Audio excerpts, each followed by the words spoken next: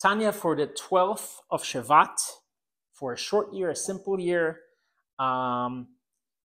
complete health and recovery to my mother, my teacher, Mazal Bat Rachel, and lots of success and parnasa, good parnasa, lots of success in all his endeavors to our Bel Ben Mazal, my brother. אך המחשבה וההרהור בדברי תורה שבמוח וכוח הדיבור בדברי תורה שבפה. Okay, so the thought and the contemplation about things that, about words of Torah, right? Words of Torah or meanings from the Torah, שבמוח, that happen in the mind, in the brain.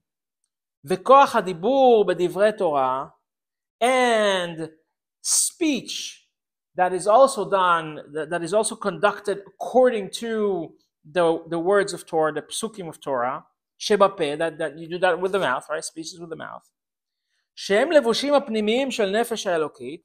So we said that the godly soul has three kinds of clothings: thought, speech, and action. מעשה, מחשבה, דיבור, מעשה. Thought, speech, and action. We said earlier that when we do a maaseh, right, when we give tzedakah, charity, with our right hand, the right hand becomes a merkava, a chariot for his will. Right? We said that. Now we're talking about that's action, that's maaseh. Right? Now we're talking about speech and thought. So when we speak and think of things that are related to the Torah, those are called the internal clothings of the godly soul. And of course, the godly soul itself. The godly soul is part of Hashem himself, right? So now it is enclosed in thinking about Torah, speaking words of Torah. At that time, when we think, contemplate, and speak the words of Torah, right, we become completely one with his will, with his ratzon.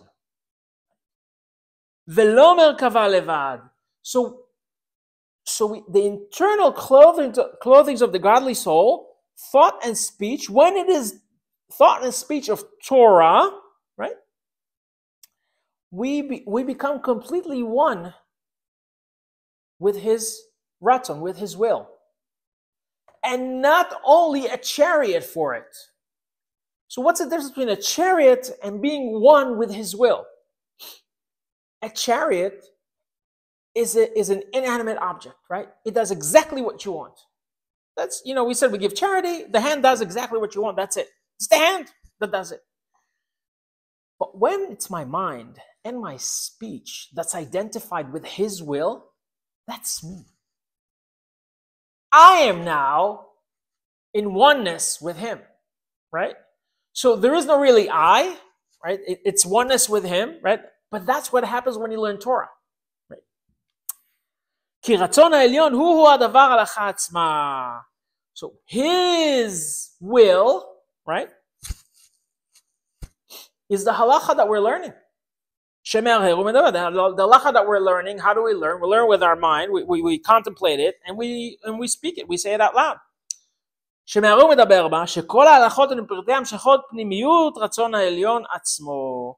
Because all halachas, right, are the details that stem from his will, from his innermost desires. Hashem's innermost desires, his ratzon, right? What does he want? He wants all the details of the halachas, right? Like we said, the tzitzis should be made of wool, and esrog should be an esrog, and should be, etc., right? And the tefillin should be made out of a cowhide, etc., right? שכך עלה ברצונו יתברך שדבר זה מותר או כשר או פטור או זכאי או להפך. because that is His will. That something is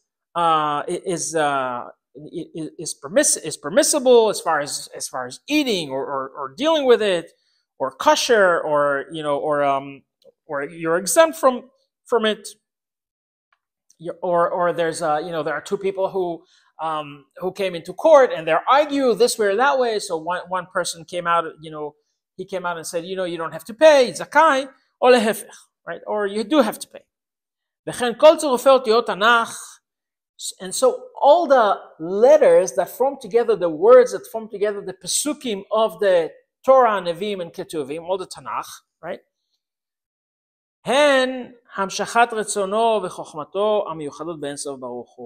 All of these letters are the drawing down into our reality, giving us a mashal for His godliness, right?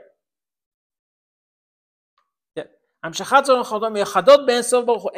really they are completely in oneness, in unity, in the infinite Baruch Hu, in the Ein Sof Baruch Hu, in the infinite, right? So now we're not talking about the light, not the Or Ein Sof Baruch Hu. We're talking about the Ein Sof Baruch Hu, the infinite. We're talking about Him Himself. This is what He wants. He wants us to learn Torah. He wants us to do the commandments, right? This is what He wants. Betachlit ha'ichud. This unification, when we learn Torah, this unification is something there's nothing else like it. It's a kind of unification that's like, there's no analogy for it. There's nothing we can it's betachlit ha'ichud. This is like the ultimate oneness with Hashem is learning Torah. So this is the language of the Rambam from the Moreh Nevuchim, from the Guide to the Perplexed. And the Rambam says, if you want to know Him, you have to be Him. That's basically what the Rambam says. Hu hayodea, He knows all. Vehu hamada, He is everything that you should know. Vehu hayadua, and so if you want to really know Him, you have to be Him.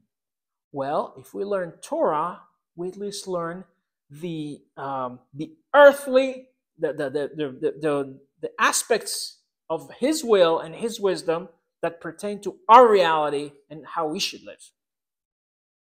And learning that Torah means that we're unified in oneness with Him. And that is why in the holy book of the Zohar, right, the Zohar Kadosh, it says that the Torah and Kudsha Baruch Hu and Hashem is all one. It's all in unity, right? That is why it says Velo evarim de malka lechud kepikudin. So it is not. So basically, the inner clothings of the godly soul, right, we said is thought and speech, have the ability to achieve unification with Hashem, oneness with Hashem, that you cannot achieve when you actually go out and do and carry out action. That is the value of learning Torah. מאחר שרצון העליון המיוחד באין סוף ברוך הוא בתכלית הייחוד הוא בגילוי לגמרי ולא בהסתר פנים כלל וכלל, and because what He wants is revealed. We know that He wants us, before we eat bread, we should wash our hands. And then we make a bracha on the bread. And then afterwards we do a birkat hamazon, right? We know it is revealed what He wants, right? Definitely not for the godly soul, right? The godly soul definitely knows because that's part of Him. So it knows for sure. Right? And while we're learning Torah, its internal clothings, right? While we're learning Torah, so is the godly soul and her clothings, right, are in oneness with the Ein Sof Baruch Hu, with the infinite. Wait. So we're sitting here learning Torah, and now we're in oneness with the infinite, with the ultimate infinite, Hashem? Yes, that's what happens. באותה שעה, בתכלית הייחוד, כי ייחוד דיבור ומחשבתו של הקדוש ברוך הוא במהותו ועצמותו. It is the same oneness as when Hashem, right, returns his thoughts, right? There's the aspect of Shabbat, right? When Hashem creates the world, he speaks, right? So the world is emanated from his speech, right? The world is created. And then there's the aspect of Shabbat. The world cannot exist for more than a second outside of its source, and it goes back up, right? While we're down here, during that tiny speck of time when we exist, right? And then Hashem does it again, and we exist again. For us, it looks like a continuum of moments, right? But the reality is that the world exists for a second, and then it cannot exist outside of the source for more than a second. A second is a long time, it's less than that. And then it goes back to its source. Exists for a second and go back to its source, right? That's called Ritzov Veshov. So he says, while during this existence in a second, when we learn Torah, we are unified like when the light goes back into its source. That's what it says here. מחשבתו של הקדוש במהותו ועצמותו כנ"ל. כן, שום דבר נפרד כי אם בהסתר פנים כנזכר לעיל. There is no separateness, right? Except for when we turn away from him, when we don't do what he wants. ולא עוד אלא שייחודם הוא ביתר שאת ויתר עוז מייחוד אור אינסוף ברוך הוא בעולמות עליונים. When we learn Torah down here, the unification in oneness with Hashem, with the infinite, right, is more so than it is in Gan Eden, right, in the upper worlds. מאחר שרצון עלינו בגילוי ממש בנפש ולבושיה העוסקים בתורה. Because his will is revealed in halachot, in the things that we are supposed to do and not supposed to do, right? It's revealed. We're supposed to bring it down to the point where we say, I understand this. I know what to do, right? שהרי הוא התורה עצמה. Because what a person wants and his wisdom is him. And that's the Torah, right? הוא התורה עצמה. Right? וכל העולמות העליונים מקבלים חיותם מאור וחיותם נמשך מהתורה. And all the upper worlds, all worlds, right? They receive their life force and their animation, right? From the light that is drawn from the Torah, right? Because Hashem wants a people who do his bidding down here and declare him king. That's what he wants. That's the Rabbah Tachtonim. So the whole worlds get their life force, right, out from the Torah, and the Torah is his will and his wisdom. Itbarach, blessed be he. כדכתיב כולם בחוכמה עשית, as it is written, right? Everything you have done from chokhmah, with chokhmah. ואם כן החוכמה שהיא התורה למעלה מכולם, and so it is that the wisdom, which is the Torah, is above everything, right? Vehi retzono yitbarach, and it is his will. Hanikra soev kol almin. It is called soev kol almin. Okay. Now we have to understand what soev kol almin is. Okay. There are two kinds of light. There's the light of existifying, and there's the light of life force, animation, right? So, in order for this, for this Tanya to exist, it has to be created from nothing into something. The light that creates it from nothing into something is called the Sovev Kol Almin, the light that is actually without limitation. The fact that the light that is without limitation creates the limitation and creates the book, that's a big miracle. That's a yeshma from ayin. That's a big miracle in itself. Okay. So that's a Sovev Kol Almin.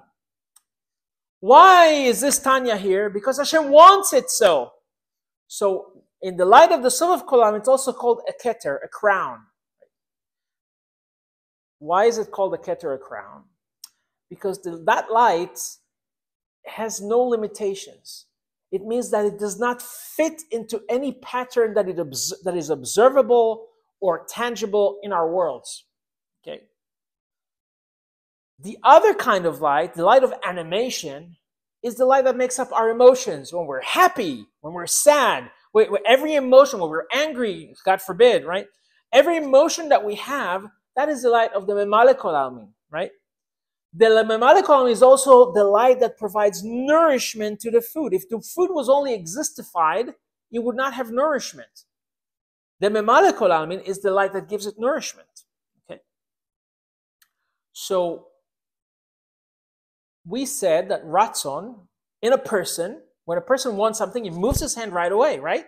Ratzon is immediately accessible to things that we do, right? It immediately encloses itself in any aspect of the body. So is the light of the Sof Kol Almin. That's Hashem's Ratzon, right? So he says here, right, that the Sof Kol Almin is the kind of light that Rak Mechaye Umeir, it only provides life force and illumination. It lights up. Lemala b'vchinat makif. It does it from above, from the aspect of a makif, right? So when the sun shines on us, right, it doesn't know if it shines on the roof of the house or it shines directly on me, right? It just shines. The sun just shines. That's a good example for a makif, or right? It just shines. That's it. It doesn't know. It doesn't care where the light falls, right?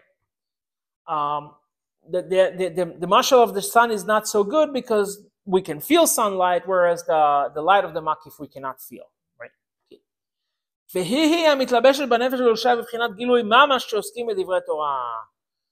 he says here that when we learn Torah,